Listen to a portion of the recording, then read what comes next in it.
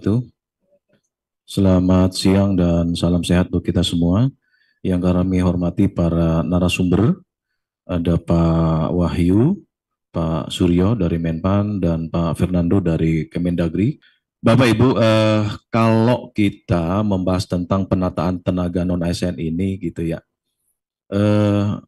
di dalam undang-undang, jadi ini menjadi bagian ya salah satu pokok pembahasan di dalam Undang-Undang Nomor 20 tahun 2023 gitu ya, bahwa pegawai non-ASN atau apapun namanya gitu ya, ini wajib diselesaikan sampai dengan akhir Desember tahun 2024.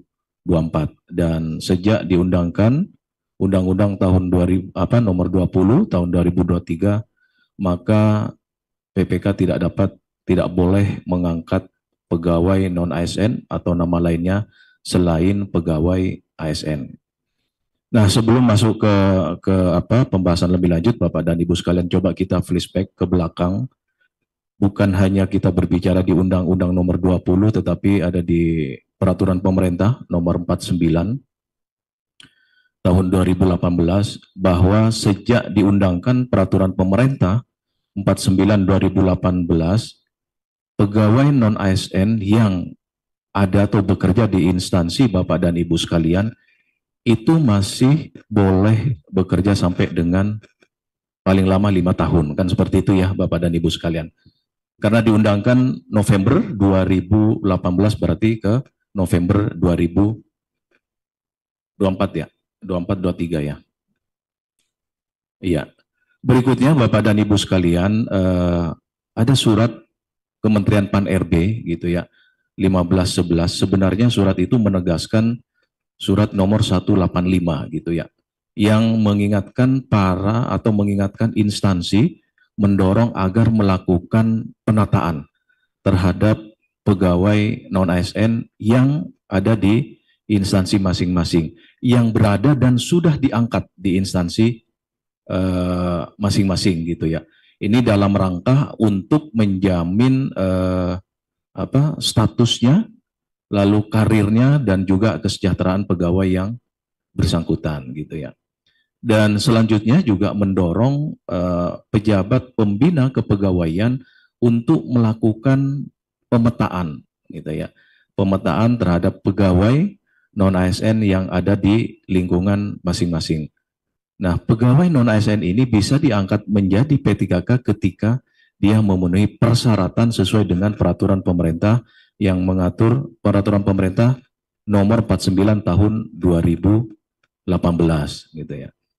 Lalu yang berikutnya juga bagi pegawai non-ASN yang memenuhi syarat dapat diikut sertakan atau mengikuti seleksi calon PNS dan juga calon P3K gitu ya. Nah, di dalam surat itu Bapak dan Ibu sekalian, surat 1511 gitu ya, ada dua ruang lingkupnya, yaitu di tenaga honorer kategori 2 atau THK 2 dan juga pegawai non ASN. Nah, ini yang seperti tadi disampaikan oleh Pak Suryo gitu ya. Ini ada beberapa ketentuan di sana Bapak dan Ibu sekalian gitu ya. Yang pertama tadi juga sudah disampaikan bahwa pembayaran honorariumnya itu pembayaran langsung menggunakan APBD, APBN maksudnya untuk pusat dan juga APBD untuk daerah. Bukan melalui mekanisme pengadaan barang jasa individu ataupun pihak ketiga. Ke slide yang kedua ya Mas ya. Oke. Yang berikutnya di dalam surat 1511 itu diangkat paling rendah oleh pimpinan unit kerja. Itu ya, oleh pimpinan unit kerja, lalu telah bekerja paling singkat selama 1 tahun pada tanggal 31 Desember 2021 dan masih aktif bekerja sampai saat pendataan. Dilaporkan tahun 2022. Berusia paling rendah 20 tahun dan paling tinggi 56 tahun pada 31 Desember 2021. Nah, ini Bapak dan Ibu sekalian, yang berikutnya tentu BKN berdasarkan surat ini kami membuat kriteria ya, seperti tadi disampaikan oleh Pak Suryo, ada 6 kriteria, yaitu kriteria 1 itu pembayaran honorarium, kriteria 2 itu adalah surat keputusan dan masa kerja, slide yang 1, 2, 3, 4. Kelima, Mas. Halaman yang kelima. Lanjut ke slide halaman yang kelima. Lalu kriteria 3 untuk usia, kriteria 4 jabatan, kriteria 5 tingkat pendidikan, dan 6 SPTJM. BKN, Bapak dan Ibu sekalian, hanya memotret data dan dokumen yang sudah disampaikan oleh seluruh instansi pemerintah, baik pusat maupun daerah.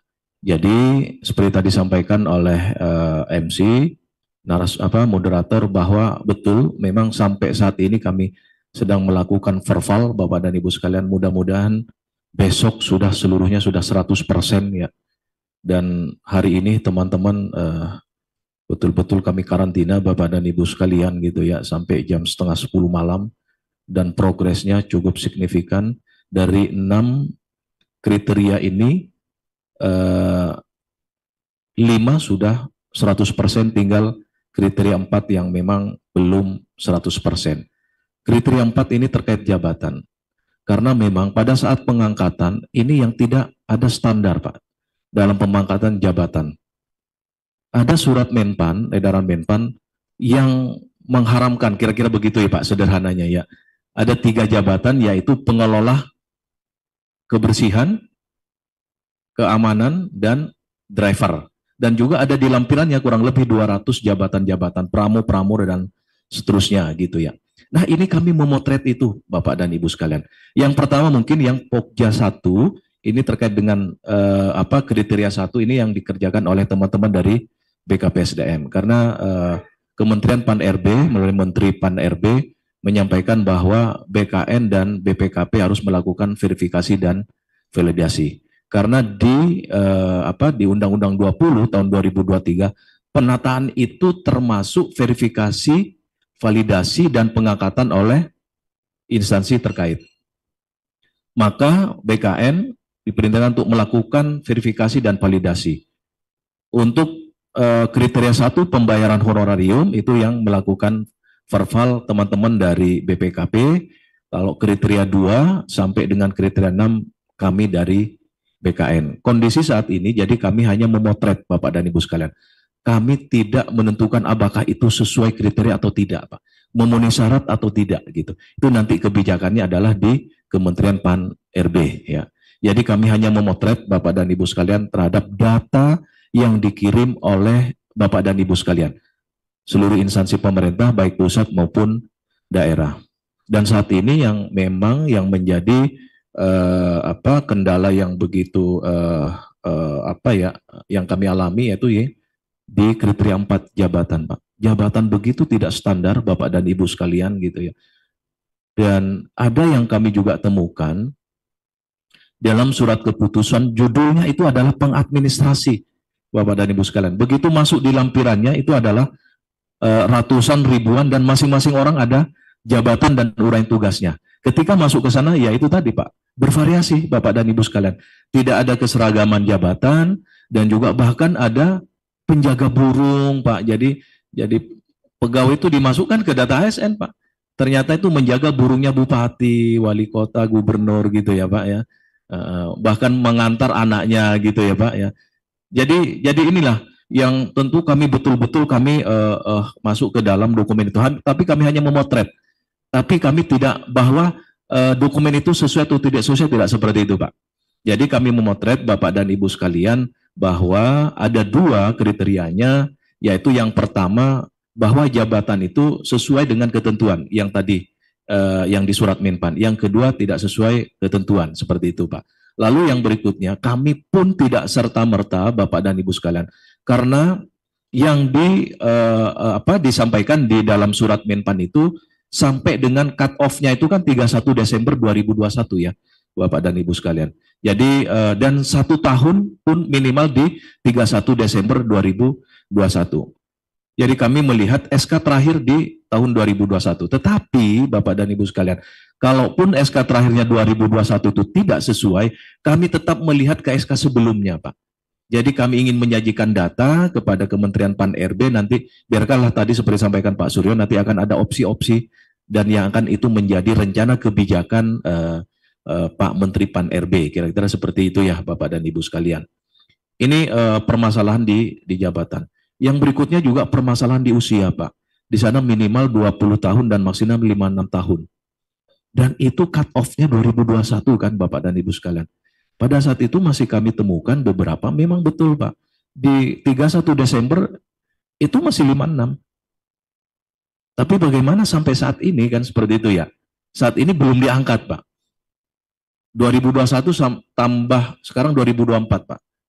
2024 dikurangi 2021 3 tahun. 56 tambah 3, 59. Kalau dia jabatan pelaksana, udah selesai Pak. Gitu ya. Nah ini yang akan menjadi nanti opsi-opsi teman-teman di Kementerian Pan-RB. Jadi kami betul-betul Bapak dan Ibu sekalian berhati-hati dan kami memotret dan kami menyajikan data-data itu gitu ya. Dan kami masih temukan Pak, usianya banyak yang juga, bukan banyak, ada beberapa yang usianya kurang dari 20 tahun sampai 31 Desember dan juga melebihi dari 56 tahun di 31 Desember. Lalu yang berikutnya Bapak dan Ibu sekalian, ada juga masih beberapa yang kurang masa kerjanya 1 tahun karena baru melampirkan yang 2022 kan seperti itu ya, 2022. Dan bahkan kami yang menemukan penandatanganan SK jabatan itu ditetapkan Agustus tapi berlaku surut Pak, mulai berlaku Januari seperti itu Pak. Ini kan aneh bin ajaib ya Bapak dan Ibu sekalian. Kami potret semuanya Pak, kami potret semuanya ya gitu ya. Kami potret semuanya. Nanti seperti apa opsinya gitu ya. Kalau masih berlakunya di Maret itu kok rasa-rasanya ini masih memungkinkan gitu. Nah ini mulai dari Januari gitu ya. Apa ditandatangani Agustus, TMT-nya dia dari Januari gitulah ini. Ini yang kami temukan di lapangan Bapak dan Ibu sekalian gitu ya. Yang berikutnya pendidikan Bapak dan Ibu sekalian. Memang ada beberapa juga pendidikan yang diperoleh di luar negeri, bahkan itu bahasanya itu ya bahasa gundul Arab Pak, Arab gundul gitu ya. Jadi terpaksa kami mendatangkan translate gitu Pak, yang ahli bahasa Arab gundul Pak. Karena kami berkomitmen Bapak dan Ibu sekalian bahwa kami tidak akan men-skip lagi, kami harus segera melakukan verifikasi dan validasi karena di akhir Juni ini sudah harus selesai Bapak dan Ibu sekalian dengan harapan ini tidak mengganggu proses pengadaan calon ASN di 2024 gitu. Mudah-mudahan besok kami sudah bisa menyelesaikan seluruh data tadi yang disebutkan Pak Suryo dan data nanti yang akan disampaikan oleh Pak Wahyu sebagai direktur data gitu ya. Jadi kami setiap hari selalu berkoordinasi dengan beliau, Bapak dan Ibu sekalian gitu. Makanya ini selalu bergandeng tangan, tidak bisa lepas Bapak dan Ibu sekalian. Dan saya sampaikan Pak Wahyu jangan tidur 24 jam karena kami butuh keputusan di saat itu gitu. Walaupun malam kami minta direct data, ya Pak Wahyu langsung menyajikan data itu yang luar biasa untuk Pak Wahyu dan tim apresiasi untuk Pak Wahyu. Untuk tingkat pendidikan seperti itu Bapak dan Ibu sekalian. Jadi kami memang di database itu mengabaikan itu Pak, tetapi nanti kami mengecek kepada dokumen yang dilampirkan, yaitu ijazahnya yang dilampirkan Bapak dan Ibu sekalian gitu ya. Karena terkadang dia di database itu S1 gitu, ternyata belum selesai. Begitu dicek dokumennya nggak ada Pak, nggak ada. Jadi kami berdasarkan data yang disampaikan dan kami tidak akan minta kepada Bapak dan Ibu sekalian berdasarkan data yang ada di tempatnya Pak Wahyu gitu ya. Dan saat ini mungkin saya tidak bisa, mohon maaf, tidak bisa menyampaikan data realnya ya Pak Bu siapa? Bu Ria gitu ya. Karena ini masih menjadi tadi Pak rencana kebijakan seperti tadi disampaikan Pak Suryo ya, Pak Suryo. Nanti ketika sudah akan menjadi kebijakan dan ini nanti akan masuk di dalam RPP yang sedang dibahas ya Pak Suryo ya, Pak Wahyu dan Pak Fernando gitu ya. Mudah-mudahan dalam waktu dekat ini sudah segera disahkan ya PP yang saat ini sedang disusun oleh tim gitu ya. Nah ini ya Bapak dan Ibu sekalian nanti berkembang saja di pertanyaan karena ketika membahas tentang hasil verbal saya perlu mungkin ya berhati-hati juga gitu ya. Tetapi saya memang hanya menyampaikan bahwa kami hanya memotret saja Bapak dan Ibu sekalian karena ini menyangkut juga nasib orang gitu ya Bapak dan Ibu sekalian. Kami hanya memotret dan kami menyampaikan sehingga nanti ini akan menjadi rencana kebijakan pemerintah gitu ya. Dan itu nanti tentu Pak Suryo teman-teman di Kementerian Par-EB itu ya, bukan di tempat kami. Mungkin itu Pak Bu Ria gitu ya. Dan nanti Pak Wahyu ini yang detailnya terkait data, kami juga tidak menyampaikan data walaupun tadi saya sudah siapkan Pak Wahyu gitu ya. Ternyata hadir Pak Wahyu maka ada kemungkinan nanti sama ya, data yang